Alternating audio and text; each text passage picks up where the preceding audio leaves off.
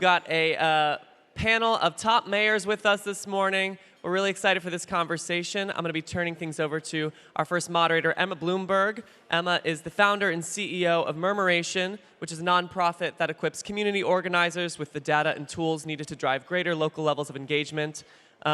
She was previously chief of staff at the Robin Hood Foundation, and she's, of course, daughter of the New York City mayor, Mike Bloomberg, so she's very well equipped to handle this conversation. She's going to be joined here up on stage by Donna Deegan, mayor of Jacksonville, Florida. Yeah. Randall Woodfin, mayor of Birmingham, Alabama. All right, Birmingham's in the house. And Mike Johnston, mayor of Denver, Colorado. All right, yeah, let's hear from Mike, yeah. All right. We're really excited for their conversation, so without further ado, here to talk about creating change in their respective communities, please give it up for our very first panel. Well, good morning, everyone. Hello, and thank you so much for being here early this morning. I appreciate the full room. My name is Emma Bloomberg. I'm the founder and CEO of Murmuration, a nonprofit organization that provides data, tools, and supports to community-based organizations across the country. And in that role, I get to see firsthand, day in and day out, the important role that mayors play in shaping their communities. Their ability to work across issues, to bring in diverse stakeholders is critical to truly sustainable systemic change. And so it is just such an honor to be here with this panel today. Thank you all so much for being here and to engage in this conversation. This panel is about transformation. It takes a village. Top mayors talk transformation. That is what we are going to try to do for you all today. It's a short amount of time, so apologies if we don't get to everything, but let's dig in. First of all, Mayor Donna Deegan of Jacksonville, Mike Johnston of Denver, Mayor Randall Woodfin of Birmingham, thank you so much for being here. It's truly a pleasure. We all know just how important the systems that impact the people in our communities are day in and day out, right? And too many of those systems are failing our community members. Education, healthcare, housing, criminal justice, sort of you name it, there are issues with all of them, and you have to grapple with that every single day. And the goal here is to have cities that are truly vibrant and in which all community members can live up to their potential, right? So you have to grapple with all of that. We are here at ASU+GSV, so education is top of mind for lots and lots of people here. So Mayor Woodfin, I'd love to just start with you. And really, how have you thought about bringing more equitable educational opportunity to the people in your community? Well, one, good morning to everyone.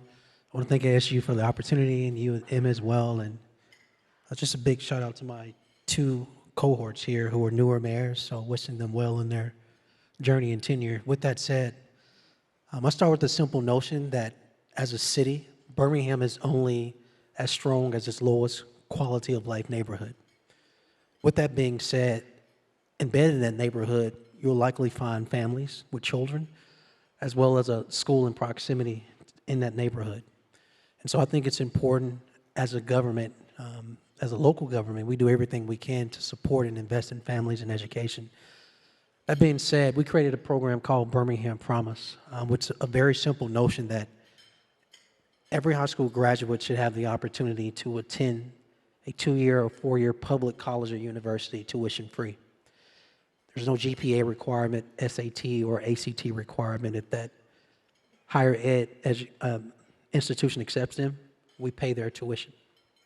But we also believe that that high school student, before they leave high school, should be exposed to work-based learning and or some form of an apprenticeship or an internship, because we have to connect opportunity and exposure for our young people before they even walk across a stage like this. And so everything is done through an equitable lens, so I don't take all the credit for it. There's an entire Birmingham delegation here in the front. Birmingham Promise is actually a nonprofit now, created in City Hall, and we kicked it out on purpose. And they do amazing work in making sure we are preparing young people for the jobs and workforce of our Birmingham's economy and future. Thank you so much for that. We know that it is more difficult for children to learn if they are facing housing instability, and you, Mayor Johnston, have have said many times that we have a moral obligation to really help get our homeless off the streets and into housing. I know this is a priority for you in Denver. Can you talk about how you're addressing homelessness in your hometown? You bet. Thank you so much for having us. Great to be back. And excited to come back to the education topic, too. I'm a former teacher and a school principal, so love that lens on this work. Yeah, I think we in Denver faced the challenge a lot of major cities see. I just got an office about 8 months ago, but one of the reasons I ran was Denver had seen about a 300% increase in homelessness over the last 3 years. We went from having about 400 people sleeping outdoors to more than 1,500. And our deep belief was this was actually a problem that was solvable.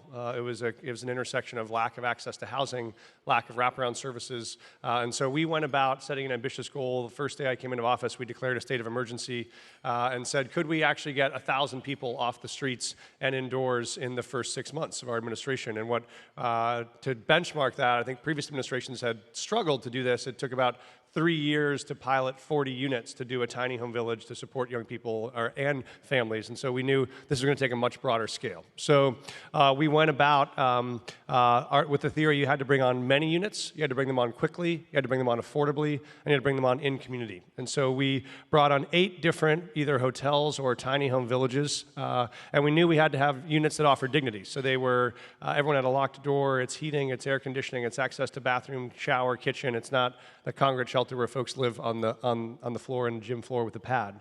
And we then would go to encampments, and we were able to take an encampment of 50, 100, 150 people and be able to close those encampments and move all those people from the street into housing on the same given day. So starting in November and December of last year, we were able to close the 12 largest encampments in the city before the end of the year, move 1,135 people off the streets and indoors, and as of today now, more than 92% of them are all still successfully housed long term. And I think key for us is each one of these sites, thank you.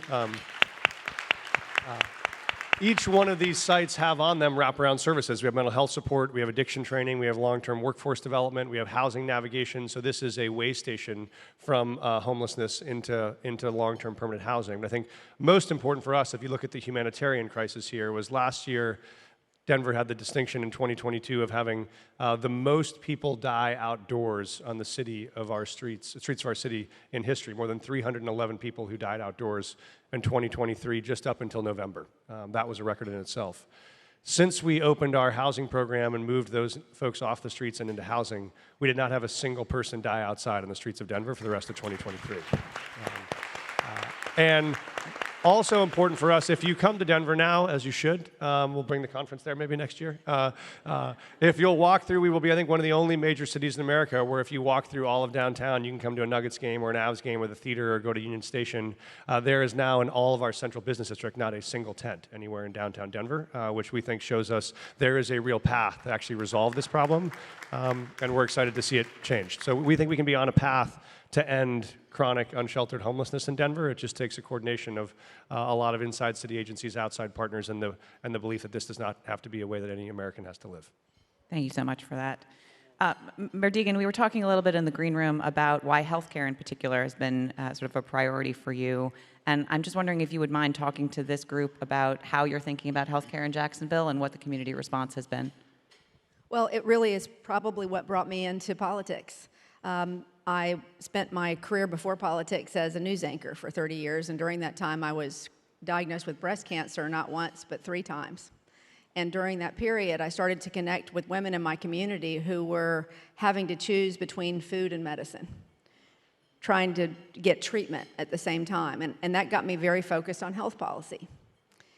Became very frustrated that I couldn't do enough just through a philanthropy that I began for underserved women with cancer. And started to focus very heavily on what we could do to change health policy. We have a very large county. As you know, Duval and Jacksonville are the same, just over 1 million people. We have some of the best health care in the country. We have the Mayo Clinic, we have MD Anderson, we have UF Health, and yet we have some of the poorest health outcomes in the state of Florida, and frankly, when it comes to infant and maternal outcomes, especially with our Black and brown community, some of the worst in the country and some of the worst even if you compare it to third world countries. So that became a major focus for me when I came in. And so you start with the low-hanging fruit first. When we got into, we have a number of programs that we've started to focus in more on maternal and infant mortality, but we learned that we had 120,000 people that were eligible to get into the marketplace for healthcare who had never signed up. And many of them in what we call Health Zone 1, which is the counties or the zip codes that have the poorest health outcomes. So we started a program called Get Covered Jacks. We engaged our business community, our philanthropic community, we engaged our media, and we said, let's everybody pull together and see how many people that we can get enrolled. So we started a huge campaign, connected those people to navigators. I always say that a confused mind says no, right? So if we could get people not confused and get them signed up to healthcare, maybe we could change some outcomes. So long story short, we had a 34% increase in the number of people who were covered during that period of time, a 50% increase over the year before in terms of enrollment. But if you zero in on Health Zone 1, 73% of the eligible people in Health Zone 1 signed up. Those are the people that are in the emergency room the most for care. They spend between 1 and 3 visits a year in the emergency room. So not only is this an issue of now we can help people to be healthier, but it's also an economic development issue for us, because we know that if we can get those people out of the emergency room and into care, we're saving hundreds of thousands of dollars. I think we determined if only 10% of those people would use that care as opposed to going to the emergency room, we'd save $700,000 a year. 20%, $1.3 million. So, so far, we are seeing people wanting that opportunity. And as long as you can connect them to the proper resources, they'll use them. And I think it's really a testament to the power of education, because we didn't spend a dime on that campaign.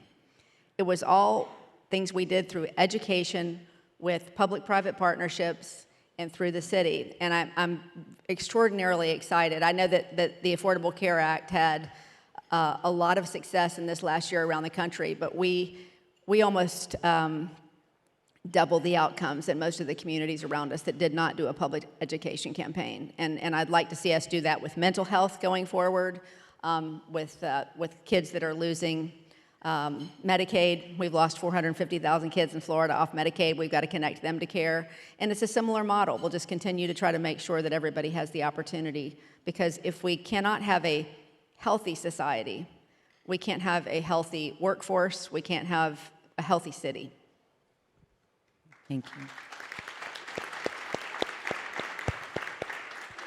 So all of you have touched on the need to be responsive to communities, and I wonder if we could just take a moment to have more of an open-ended question. What is top of mind for your communities right now, and how do you think about engaging them more deeply? Mayor Johnston, we were talking a little bit about immigration as one issue that's top of mind. Maybe you want to kick us off, and then we can go down the line. Yeah, you bet. I think one of the things that Denver, you may not know this, right now is the single largest recipient of migrants of any city in America per capita. So we've had 40,000 people arrive in Denver over the last year, almost all of them from Venezuela. If you don't know the story, these are folks that are fleeing a country with 34,000% inflation. That's not a typo. So the Coca-Cola that used to cost you 25 cents now costs $100, and you're still on, if you're a teacher, your government allocated salary of $3 a month. And then there's extrajudicial killings, it's total crisis. So we have these folks arrive in Denver, and people say, oh gosh, what are you doing about the migrant crisis? Well, I'm an entrepreneur at heart, so the folks in this room probably see the same thing we do. The only crisis we have is I have folks arrive every day who say, thank you, Mr. Mayor, I don't need any help, I don't need any charity, all I want is a job. Can I please work? And the same day I have CEOs call me and say, Mike, I realize you just had 100 folks arrive today, I got 50 open jobs I can't fill, can I please hire those people? And what we have is a federal government that stands in the way and says, you cannot hire these folks who want to work for these employers. And we have a system where when they arrive at the border because they and claim asylum, because we don't have enough capacity at the border to process those asylum claims, they get a court date. And that court date right now for folks that arrive in Denver is in the year 2031. And they cannot work until that court date. So you've arrived in Denver, you have a 7-year wait, and you can't work. I will say, Secretary Mayorkas tried to fix this. He offered work authorization for folks. That is why he's facing impeachment right now. And so that's a whole different Oprah. But I would just say that what we know is there is a way to solve this. So what we did in Denver is said, if you're someone in this room, you're saying, that sounds like an opportunity. This is an incredible talent pipeline that's looking for work. What can we do? And so we just stood up the first in the country, we're calling an asylum seeker program, which is an opportunity for someone who is coming with no path to work, for us to proactively apply for asylum, get them access to housing and food where they can support themselves, and then put them into a 6-month workforce training program where they will be able to identify verticals where they're interested. We partner with local businesses. They get English language skills, digital literacy, financial literacy, and then we partnered them with a work experience where they get on-the-job training. They can get certification, they can get skills.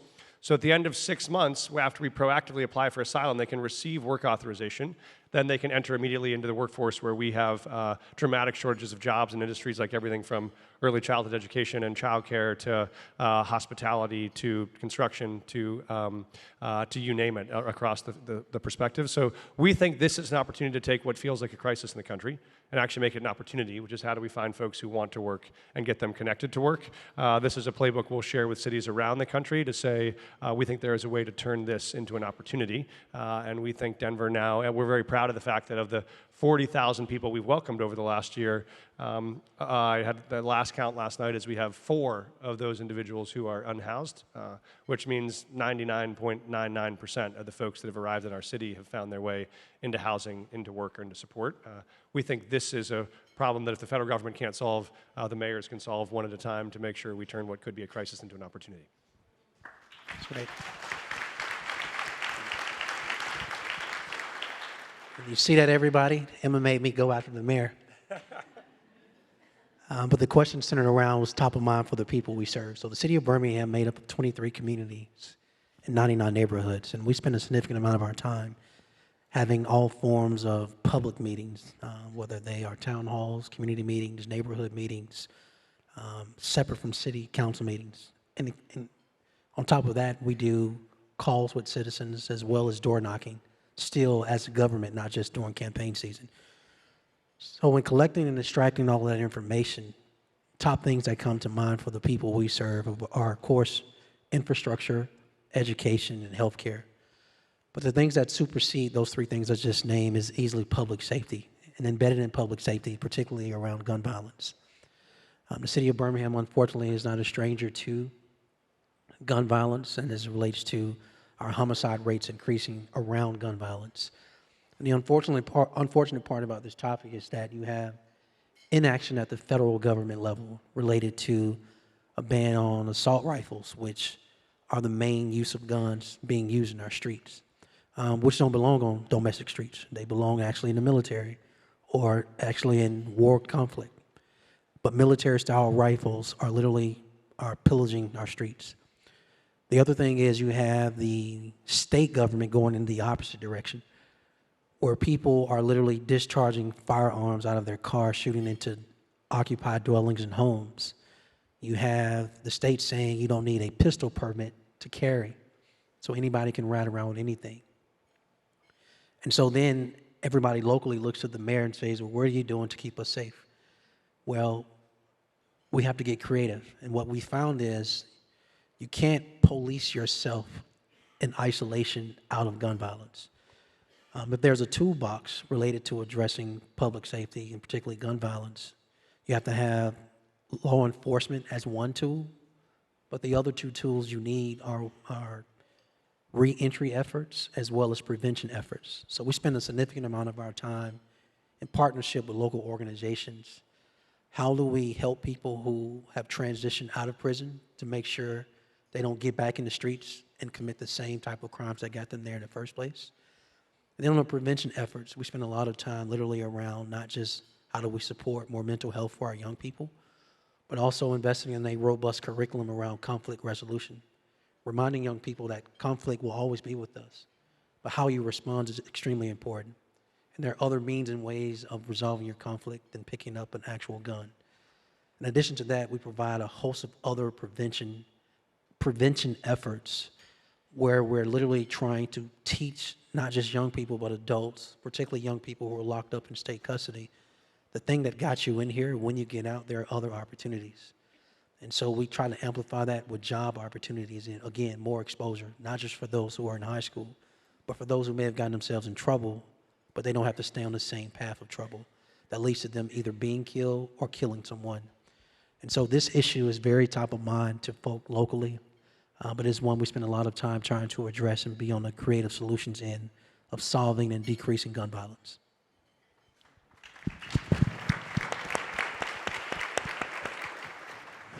Yeah, I think in all of our communities we're dealing with affordable housing. I think that's a big issue, top of mind for folks in my community. We've begun a number of programs, pilot programs, to deal with that issue. One of the things that I did when I first came into office, because we have such a large community, and we have a large urban school system. A lot of folks feel like they're not heard. And one of the things that when I came in is I said, I want to go on a listening tour to make sure that people in every council district around Jacksonville, which is vast, 850 square miles is how big Jacksonville is, largest city in the country by land mass. Let's go to each council district and listen to what are the issues that are top of mind. There wasn't one council district where I didn't hear about affordable housing. There wasn't one council district where I didn't hear about education. There wasn't one council district where I didn't hear about the need for more economic development in their neighborhoods. So I'd say those are the things that we've been mostly focused on.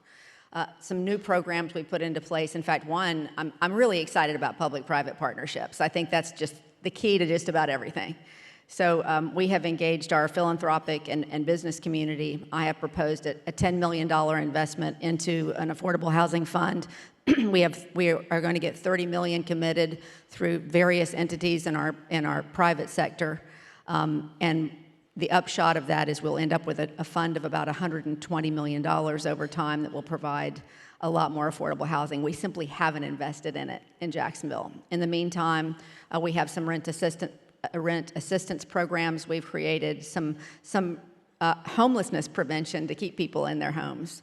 But beyond that, I think we've turned a lot of our attention recently to the education issue, because one of the problems we have in a large urban school system is that we have several zip codes in which our kids are really having a difficult time with literacy.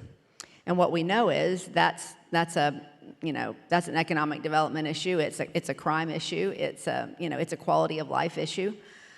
We had less than half of our kids that read at third grade literacy.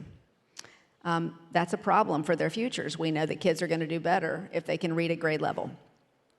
So we engaged the entire community in the process of a literacy program, encouraged the entire county and the entire city to download an app called Beanstack and log 20 minutes of reading a day, whether parents are reading to their kids or kids are reading by themselves. And I went on a huge tour of all the area schools and read to kids and got them engaged. We had a big kickoff. But the bottom line is we set a reading goal of 300,000 minutes for the year, and we blew past that in a month.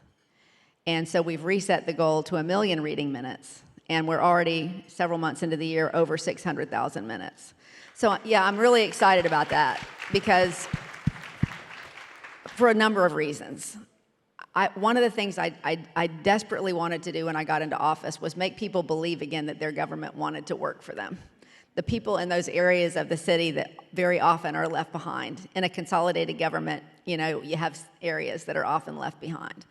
And we've gotten those communities so engaged. And I went into a school the other day, and a little girl said to me, she raised her hand, she said, "Mayor, I have a problem." And I said, "What's going on?" She said, "I think that this school across the way over here is cheating."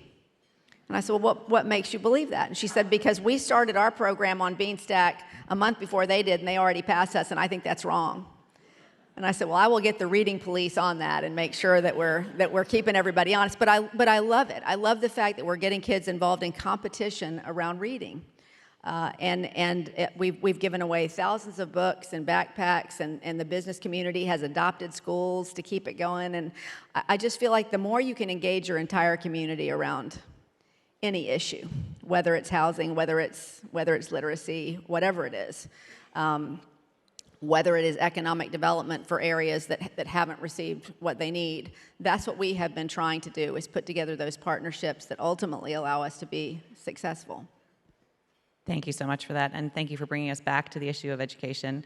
I'd love to dig in a little bit. Sort of a through line that I've heard from all of you is economic opportunity, and we know that without high quality education, there is no economic opportunity. So would you mind, maybe we can come down this way this time, but could you build a little bit on some of the work that you've been doing in education, but with the perspective of the economic opportunity for people in Jacksonville, and then we can move on down? Yeah, I mean, I think if you cannot have people reading at grade level, then they're not going to be successful. We know that 70% of the people in our jail are people who cannot read at grade level. So it's an economic development issue that way. But beyond that, what we're trying to do to connect people to economic development opportunities is we're creating partnerships across the city for the opportunity to connect students to our target industries. That's one of the things that we're very focused on. There are a number of programs in that regard. We also recently, this is an interesting story, we had a neighborhood in one of our underserved areas that was very upset that another space was being turned into a liquor store. A lot of liquor stores in this one area. And they complained to the city. I know it's zoned that way, we don't want it. So we went in, we bought the building, and we turned it into a small and emerging business center and an innovation center for the community. And I think it's all about connecting people to those educational opportunities to help them lift themselves. And it's been very popular, and I think we're doing seminars all over the city right now to help people learn how to get connected to ways to put them into the industries like financial technology that are big in Jacksonville, manufacturing, medical technology. All those things that we are trying to grow in our city and then look ahead to the industries of the future. So one of the things I believe in is my convening power as mayor. You have government here in isolation. You have school system here. You have 2-year and 4-year college systems here, and then you have industry here. And what you find in majority of cities and majority communities, those four don't talk to each other. So when an employer needs employees, the 2-year, 4-year system wants more students. The high schools don't necessarily talk to them, and the government's over here saying it's their responsibility, or somebody here is saying it's their responsibility. So what I've tried to do is literally knock down those silos.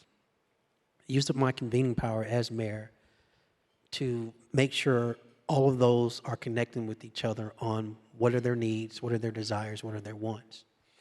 And it turns out there's overwhelming synergy there. You just got to get people to talk to each other, trust each other, and build from that. And so in that regard, starting backwards, we have some pretty strong industries in our community, starting with healthcare. We were rewardee of the Good Jobs Challenge. That is putting us in a position to hire 1,000+ people in healthcare industry. And so what does that look like for those who haven't participated in the labor force or been on the sidelines? And so that has been active with that grant. But in addition to that, I spoke earlier about this Birmingham Promise piece, acknowledging every young person is not going to attend a 4-year institution, and we need to be okay with that. But there are other paths, such as entering the military. There are other paths connecting to our 2-year college system, which we're fortunate to have 2 2-year colleges within our city limits. So what trade programs are we offering our young people to take advantage of? And so if they don't want to attend a 4-year institution, if they don't want to attend a straight in the military, then you have this trade opportunity to be able to go straight into the workforce. So heavy on that. But on the continuum of K through 12, even before you exit, the wraparound piece of offering mental health for our children, financial literacy for our children, conflict resolution for our children, as well as another community partner here led by Ruth Ann Moss, Small Magic, formerly known as Birmingham Talks, engages the birth to 5 piece. The foundation is not laid when our children actually enter kindergarten. They're well behind. And so what are we doing to make sure the foundation is properly laid? City of Birmingham is honored to partner with Small Magic in the tune of just $1 million. They need more. They have other community partners invested. But we got to make sure the foundation is straight. Because her work, what she's doing, we're doing the same thing around literacy. Same thing for our third graders, where 4 out of 10 read below grade level. And there's a state law that says they have to repeat the third grade if they don't pass. That's unfortunate. But now we are tasked as mayors, as leaders in our community, to pull community partners in to say, what are we willing to do? Anything to make sure children read at grade level. And so all of these things, from birth to 5, K through 12, from the wraparound piece, the exit plan if they're not attending the 4-year institution, for the 2-year trade, all of that's important, and we're investing in all of that. 2 big ideas that we're excited about, one in education, one in economic opportunity. The first in education is, as many of you know, right now about 70% of all of our kids' learning time happens outside of 8 a.m. to 3 p.m. during the school year, which means we're talking about afternoons, we're talking about weekends, we're talking about summer, and that is the place where the inequalities are growing the fastest. Even if you can close opportunity gaps from 8 to 3 during the school year, they get blown wide open again from summer and after school programming. And the difference is, if you are someone like us who, I'm managing all 3 of my kids' summer camp sign up, I feel like I'm a presidential advanced staffer for 3 children trying to just book all summer of summer camps. It's both amazing opportunities for them, but it's also driven by choice. They get to say, yes, Dad, I actually really want to do robotics, or I really want to do an art class, or I really want to do something on science. The programs that are available for low-income kids either are not available if you can't pay for them, or if they can, they're not choice-driven. You just say, go to the Boys and Girls Club. That's all that we have. So what we've done is launched a program called MySpark, which is driven on opening up after-school and summer learning opportunities to low-income kids and creating a marketplace driven by choice. So we allow kids and families to have $1,000 they use to identify what summer camps they want, after-school tutoring they might want, a competitive basketball program they might want to join. Nonprofit providers can join that platform. They can compete on that platform. And instead of giving block grants to organizations kids might never want to go to, we actually let kids decide where they want to go. We think this can transform the out-of-school time industry into one that's actually driven by outcomes and by choice. The second is, we want to be the first city in Denver that is both the hottest growing economic engine in the country, which we are on a path to be. Actually, one of our local startup tech companies is IPOing on the New York Stock Exchange tomorrow, Ibotta. We also want to be the place where, while we are growing tech jobs and high growth jobs quickly, it is also a city where, when you drop your kid off to the 2nd grade, that teacher who you give your child to can also still afford to live in the neighborhood where you live. And that is the crisis fast growing cities are facing. So we are aligning these incentives, which is how can you develop more and add more housing, but how can you do it in a way that actually builds wealth and ownership in the communities that are otherwise going to be displaced or be gentrified. So we're using the structure called the Neighborhood Investment Trust, which is you take publicly owned land, we put in land as our part of the deal, we take the equity from our part of the deal. When we build affordable housing, we build commercial, we build retail, we take our 30% equity and we distribute that ownership to all of the neighbors who live in that community in which we're doing the development. Which means they quite literally own the developments that come into their neighborhoods. If there's a dividend every year, they get it. If it's resold 2 or 4 years later at a 5x valuation, they are actually the owners of that investment, which means you both have the capacity to bring development to neighborhoods that have been historically underserved, and to do it in a way that builds wealth in those neighborhoods while you do it, as opposed to building up and driving people out, which is what too many cities have done as they've grown. So those are 2 big ideas we think that are at the intersection of how you provide opportunity for kids that need it, and how you provide access to housing and economic opportunity and wealth building for communities that have been disenfranchised.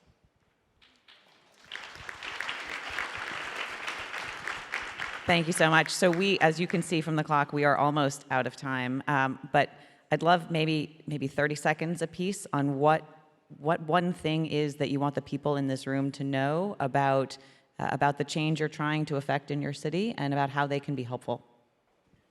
Well, for me, I'll just say it comes down to unity. It's what I ran on, bringing everybody in, creating a city that actually works for everybody instead of just a handful.